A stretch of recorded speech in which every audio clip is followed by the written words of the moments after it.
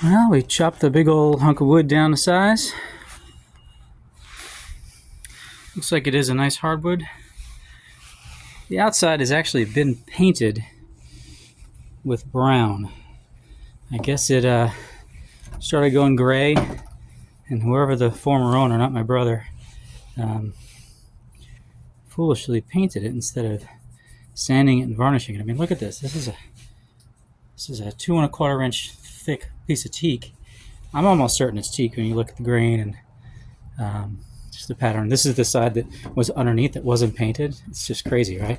Look at that. You're gonna paint it poo brown. You're gonna paint a beautiful piece of teak poo brown because you're too lazy to sand it and varnish it. These are all just drips of sap from the tree house. This stuff was all sitting under my son's tree house, which is right over there, which we are finishing up building when the weather gets warm. So yeah, we're gonna rip this down to the right size to build some trim.